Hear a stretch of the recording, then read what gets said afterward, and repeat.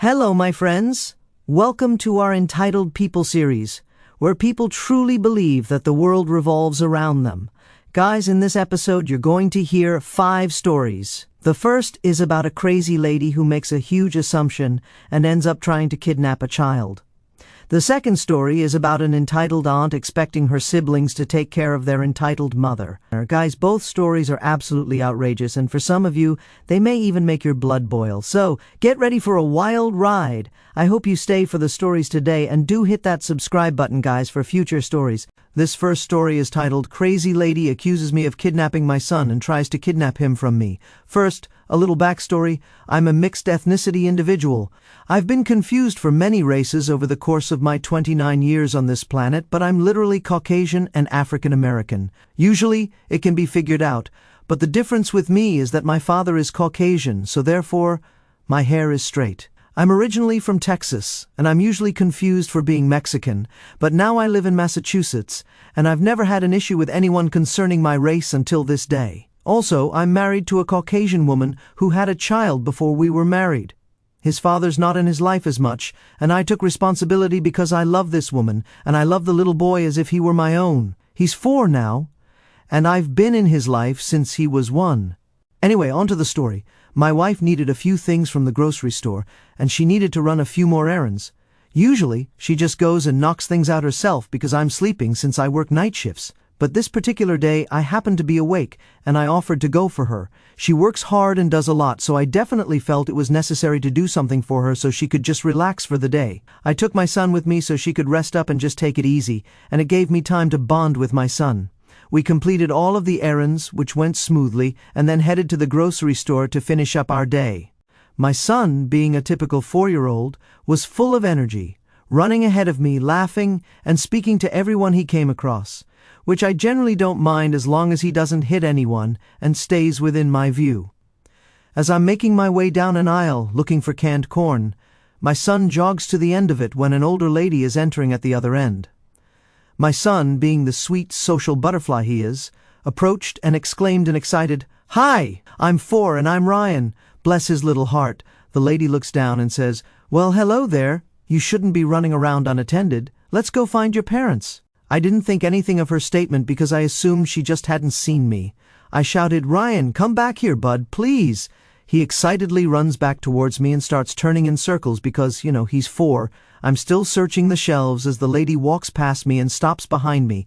Again, I think nothing of it because it's a grocery store and you have to share the aisles. I turned my basket around and started to walk towards the front cash registers when this lady literally blocks my path. I say, "Excuse me," and try to walk around her, and she moves her cart in front of me again. I honestly thought she was just getting confused and said, "Excuse me," once again and tried one more time to go around, and she blocks my path. The following conversation ensues. I said, "Sorry about that. We'll get out of your way."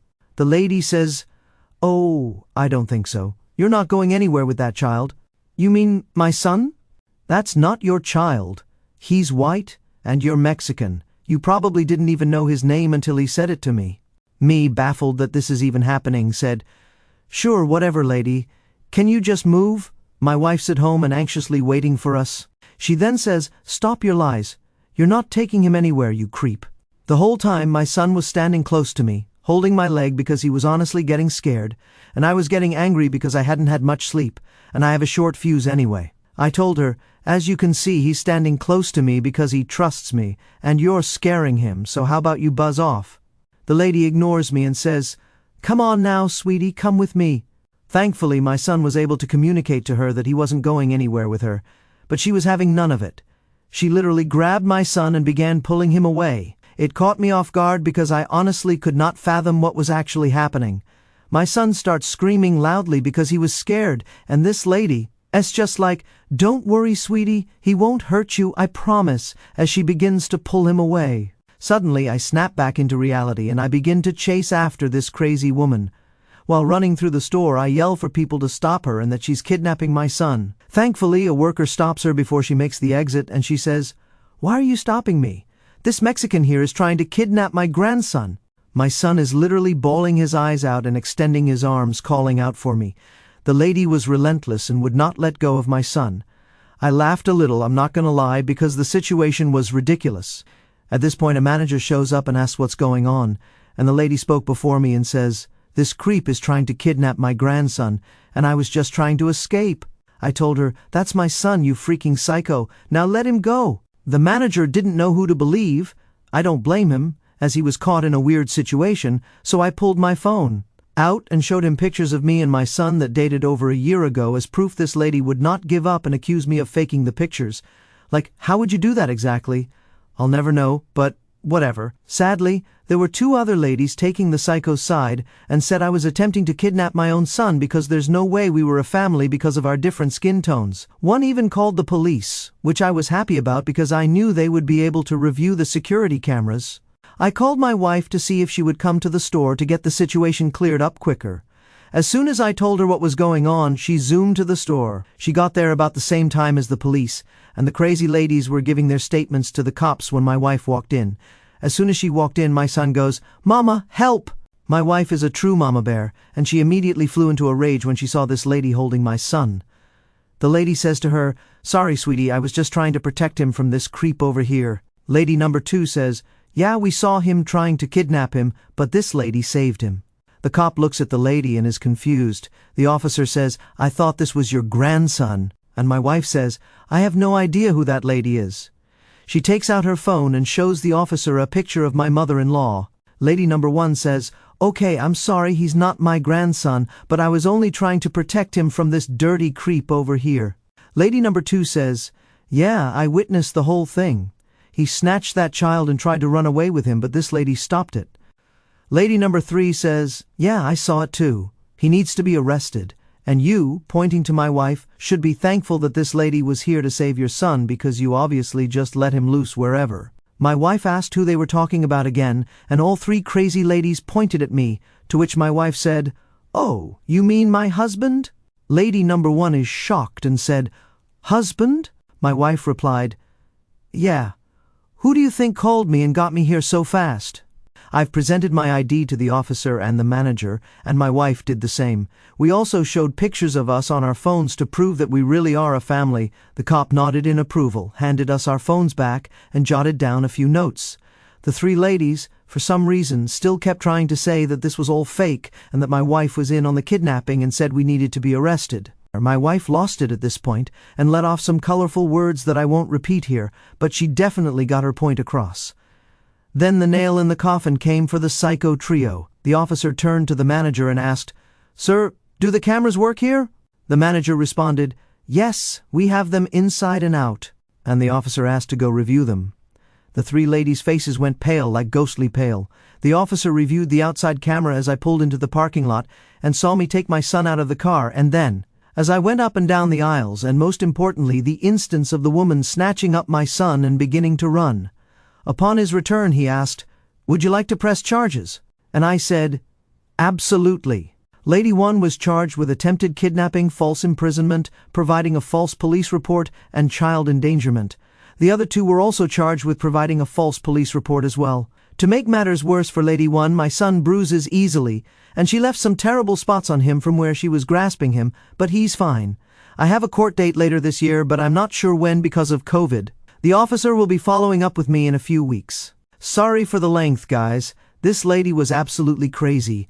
I can't imagine how terrified my child was, and it also didn't help that 3 others took her side and called the police on me. It's ridiculous. She basically tried to kidnap him. Looking over the comments in this post, a lot of people have been in similar situations, like this guy that says, "It's likely real. My dad's white and my mom's black. Trust me, she got accused of kidnapping me all the time. Absolutely insane." This next story is titled "Entitled Aunt Wants Me to Support My Entitled Mom." So, this happened last year. A little backstory: my mom has mooched off people her entire life, from purposely getting pregnant with me when she was 17 by lying to my dad that she was on the pill, to living with my grandparents for the last 20 to 5 years after my dad divorced her when I was 3. There are a lot of stories I could go into, but suffice it to say that she only wants people to take care of her, from money to cleaning, and thinks she does no wrong, and she's the victim. She often screams at my grandparents when they ask her to get a job to help, since they had declining health and medical bills piling up. She would say things like, "I do a lot around here. I pay for some of the food with my food stamps. Or she would say, everyone always blames me for things, and go on a tangent trying to guilt trip and bully my granddad. Now that my grandma has passed, my granddad wouldn't put up with it anymore and sold his house to move into a nursing home, leaving my mom and my uncle without some place to live. This was finalized about 4 months ago. My mom, with 2 kids, is now living in a leaking, barely functioning camper in a Walmart parking lot. My dad tried his best to shield my brother and me from most of the insanity growing up, even spending $20,000 in legal fees, to try to get full custody. But it doesn't stop her from asking for money, from trying to crash at our places, etc. Eventually, I moved to a different state, and she still doesn't have my address. So, on to the entitlement tale. 1 year ago, I got a text from my aunt. It reads as follows: I'm going to be a little harsh with you at this moment. You and your brother need to stop depending on everyone else to take care of your mother. Dad will be moving into an independent living facility within the next month, and she is using Dad's living for free here and not contributing in any way. The house stinks in the area where she lives, and it reeks of stale cigarettes and foot fungus and body odor. She needs to get her act together, and if need be, y'all need to help her get it together. Dad has been in the hospital for the last few days and is now at a rehabilitation center. He needs to have it stress-free at this house, and he needs to be able to sell this house. The one main complaint of people that would come to look at the house was the smell that was in the house. I apologize if this seems rude, but at this point I really don't know what else to do. You and your brother need to step up and start taking care of your mother. Your mother is always boasting that you make $70,000 a year, but yet you never help her out. You never give her any money, and you are to take care of your parents just like they're supposed to take care of you. If she doesn't find a way to get out of the house within the next week or so, she will be without a house. And I'm sorry, but that's the cold, honest truth. The truth of the matter is, she will not have a place soon. Your brother needs to help where he can, and so do you. And if you want to start a fight in this house, then complain to your mama, but I hope you don't and you do the right thing. Now understand that my brother and I have spent our lives trying to make something of ourselves. My brother just got on his feet and a good job in his early 20s, and I just moved to a different state and started to get my life back together after some incidents. I was 27 at the time. My aunt does the same things that my mom does. She has 2 kids there and a husband. She refuses to work and thinks she's better than everyone and is really annoyingly religious. I decided not to text back at the time. I was furious because she knows how hard we've worked to be where we are and is still asking us to support our entitled mom. So I decided to copy and paste the text to my dad, and here's where some things get ugly. This is his text to my aunt. Hi, it's Dad. Sorry to hear about your dad. He's a good man, and I've always liked him, no matter what was going on, and he was always nice to me. Now, that being said, it's very sad what's going on with Mom and her 2 kids, although she's had plenty of time to get her life together and did nothing. I've done everything in my power to make sure that my kids didn't get sucked down by her and told them this day would come, and she'll want to leech off of them. Well, I didn't raise my kids to be fools unlike your parents did. Sorry. But the truth is that it's their fault that every one of you are so clueless. I mean, all 4 of you are worthless and clueless, and I saved my kids and helped them to have a good life, and it's not their responsibility to raise their worthless mom. It's sink or swim, and I would advise you to put her on the streets and let her swim on her own. Do not dare guilt-trip my kids, who are fully aware that this day was coming, and the answer is no. They aren't dumb enough to let it happen to them. That jerk will suck the life out of my kids, and I will not let that happen. So leave my kids out of it and put her on the street where she belongs. I didn't raise clueless kids, and both of them are smarter than all 4 of you fools put together. So take your guilt trip and shove it where the sun doesn't shine. Have a nice day. After that, I think my aunt took exception to the text and absolutely blew up my phone, saying, I don't deserve this treatment. Is this what I get as your aunt? You've become really selfish. It's been a year later and I have not texted her back. I will not get dragged into the toxicity and support my able-bodied mother who doesn't want to do anything but get handouts. My dad really laid the smackdown on the aunt and mom. I get that children should help out their parents when needed, but asking your nieces and nephews to fully support their mother, who doesn't want to do much in life, is really too much to ask. Why should they put their lives on hold to help their mom, who isn't willing to try? I know people in their early 30s and 40s who are in the same boat. They've put their lives on hold to help their parents who just sit on disability and do nothing. I know I may seem like a bad person to say this, but Guys, there's a point in your life where you've got to let your parents do their own thing, and you've got to live your own life, but that's just my opinion. This next story is titled, My Entitled Grandmother Stole My New Clothes and Exchanged Them for Steel Utensils. I'm Indian, and in my country, until a few years ago, you could get steel utensils from door-to-door vendors in exchange for clothes. This barter system still exists in villages and some small towns. My grandmother, being the obsessive hoarder she was, loved getting utensils this way. Utensils that no one else was allowed to touch, that she would never use, and that would only gather dust in her room. Anytime my stepmom, dad, or I tried to donate her old clothes to charity, she would throw a hissy fit. She'd collect all the clothes we weren't going to wear anymore so she could exchange them for pots and pans. At times, she would take it a step further and demand clothes that we were still going to wear. She would insist they didn't fit us anymore, sometimes calling us fat or using some other ridiculous argument to get us to hand them over. Seriously, we had to sometimes fight her to keep our clothes. But she never, and I mean never, gave away her own clothes. She only took garments from others, namely me, my dad, my stepmom, and my stepbrother. When I was around 21, I had just lost a lot of weight and needed new clothes, so one day I went to a local store's clearance sale and bought a bunch of new outfits. I left them on my bed and went to a friend's place. When I returned a few hours later, my new clothes were gone. My dad, stepmom, and brother weren't home, so I figured out instantly who must have taken them. I confronted the grand monster and asked her what she'd done with my clothes. She was sitting on her bed, admiring her latest haul of pots and pans. Without even looking up, she told me that my clothes were ugly and too westernized, and that she did the right thing by exchanging them for something useful, something she never even uses. As you can imagine, I lost my temper. I yelled, I cursed at her, I called her every name in the book, and she had the audacity to actually defend her actions. That evening there was a major showdown in her home.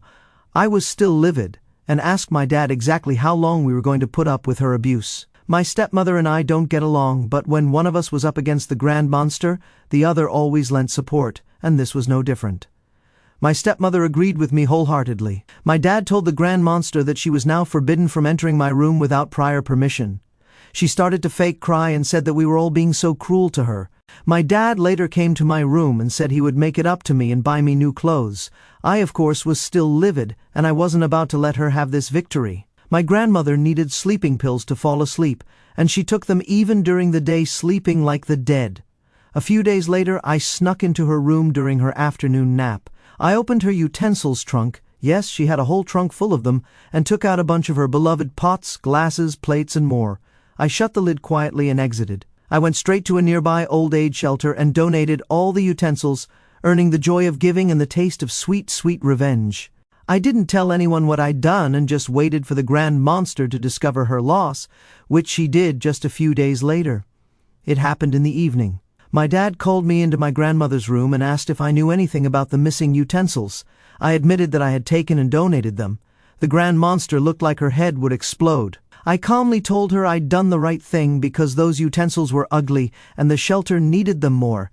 Clearly, if she could come into my room and take my things without asking, I could darn well do the same. I think my dad was upset with me, but he really had nothing to say, and I slept so well that night. She never went into my room again. I love the part where the grandma started to fake cry and said everyone's so cruel to her. That's an entitled person's secret weapon. When they don't get their way, just start the waterworks and act like the whole world is against them. This next story is titled, My Neighbor Called the Cops Because We Decided to Clean Our Apartment. My boyfriend and I moved into an apartment in August. It's older, so the floors are super creaky. According to our lease, we're obligated to cover 90% of any room with carpet, except for the bathroom and kitchen, to help with noise. It turned out that our apartment was previously managed as a dorm by the local college, so the floors already had a layer of super thin but low-quality carpet. We also laid down more rugs to help with noise cancellation. Our downstairs neighbor moved in about a month later, and within a month of that, she started banging on her ceiling when we got too rowdy. The first couple of times it happened super late in the evening. We were moving around after midnight, and she came to talk to us and asked us to keep it down at night. Sure, fair enough. The next time was when we walked in from the airport at 10:00 p.m. She came up, banged on the door, and talked over my explanation. I told her I was sorry and asked when she was hearing the noise, assuming it was just a cat running around at night. No, she told me that she knew it wasn't the cat, she knew it was us, and she didn't live alone. Okay, weird, but whatever. We started going to bed earlier as we settled into the apartment and our jobs, but the banging only continued for months. She would hit her ceiling whenever we walked around. Bed at 10 o'clock, bang. Wake up at 5:30 for work, bang. Sitting on the couch but decide you want snacks, bang. Around Christmas, she came up to our door again. My boyfriend answered, and this time I recorded, and I'm so glad I did. The woman came up, looked my boyfriend in the eye, and said, "You have to stop following me."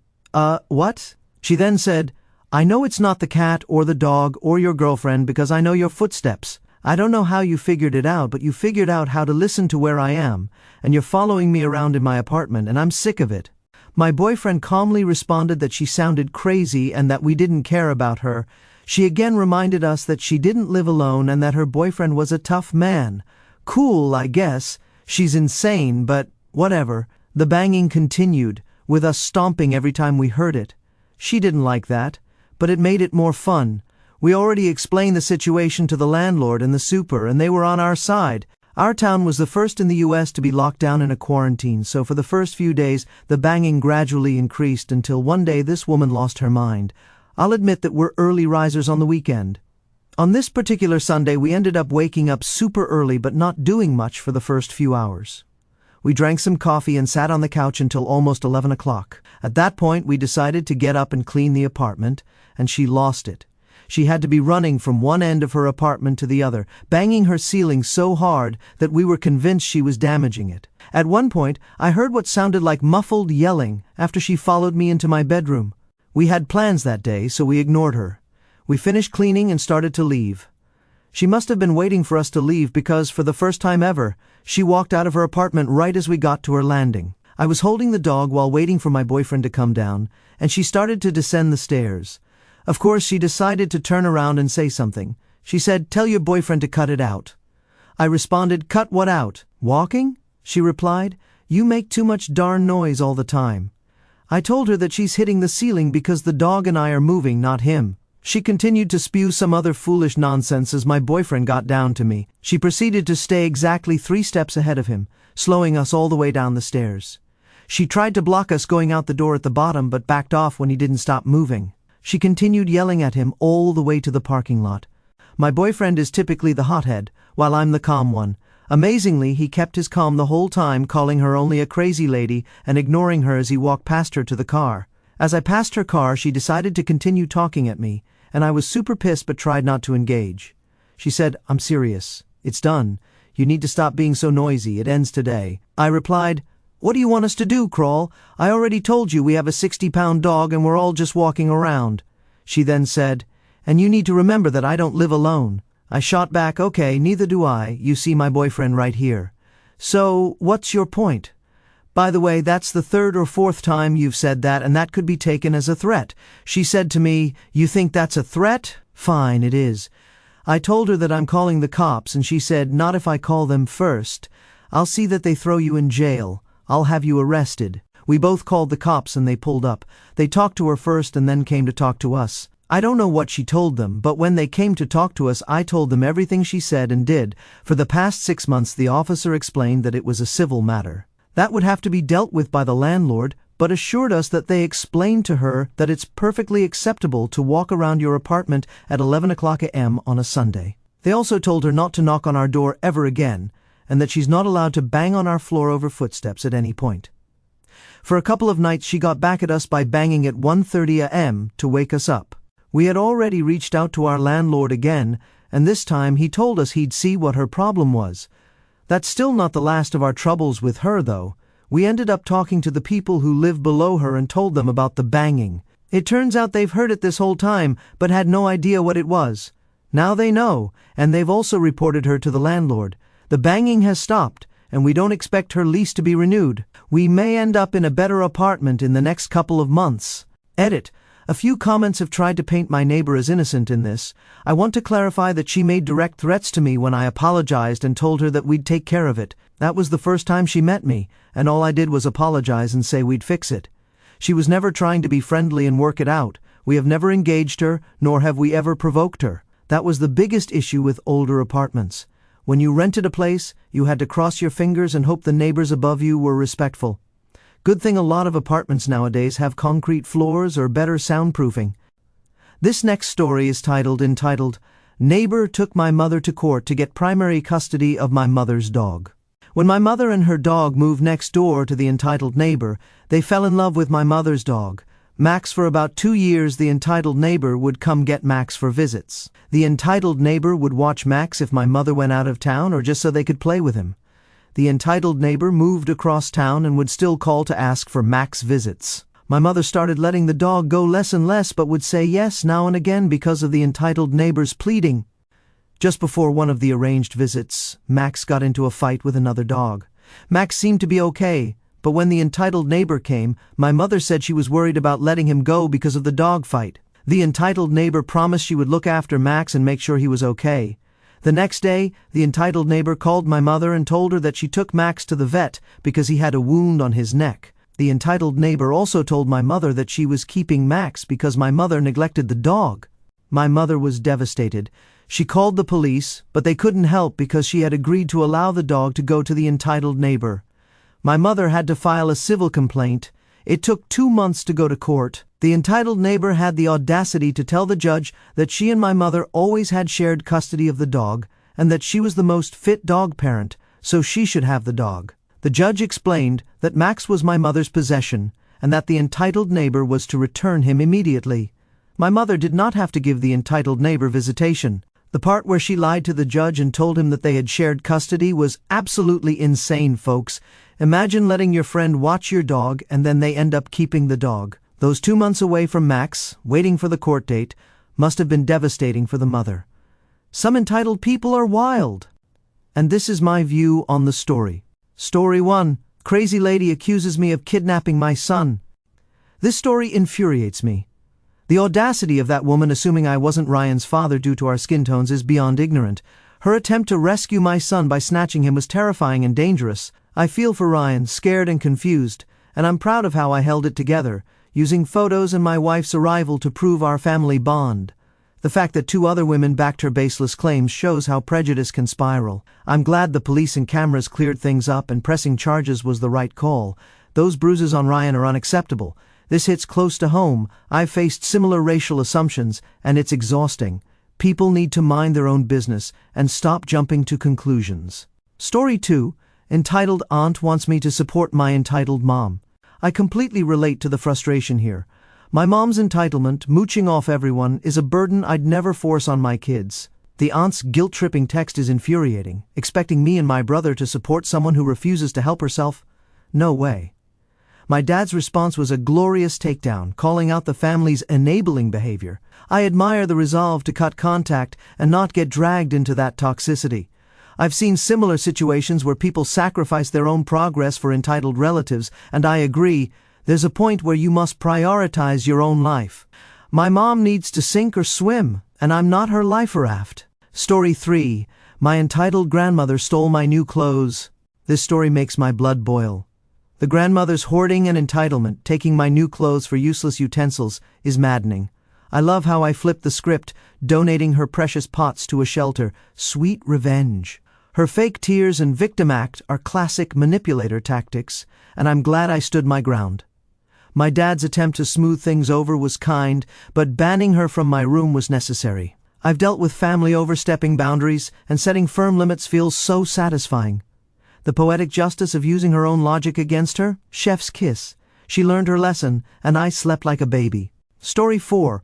My neighbor called the cops because we decided to clean. This neighbor's paranoia is unreal. Banging on the ceiling for normal walking or cleaning at 11 a.m.? Insane. Her accusing my boyfriend of following her movements takes it to another level of delusion. I'm impressed by our restraint, especially when she threatened us.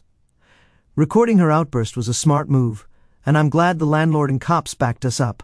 The fact that her downstairs neighbors reported her too is perfect karma. Her lease not being renewed feels like justice. I've had noisy neighbors, but her overreaction is next-level entitlement. Older apartments can be tough, but nobody should police normal living like that. Story 5. Entitled neighbor took my mother to court. The gall of this neighbor claiming shared custody of Max is jaw-dropping. Keeping him after a vet visit under the guise of neglect is straight-up theft. I feel for my mother, enduring 2 months of heartbreak while fighting in court. The neighbor's lie to the judge was bold but foolish. Max is clearly my mom's property. I'm relieved the judge saw through it and ordered Max's return. I've had neighbors overstep with my pets, but taking it to court is wild. This story shows how entitlement can escalate into absurdity, and I'm glad justice prevailed. Max deserves to be home, not caught in someone's delusional power trip. And that wraps up another episode of our Entitled People series. If you guys enjoyed that story, hit the thumbs up. If you aren't subscribed, be sure to hit that subscribe button so you don't miss out on future revenge stories. And I'll see you guys in the next one!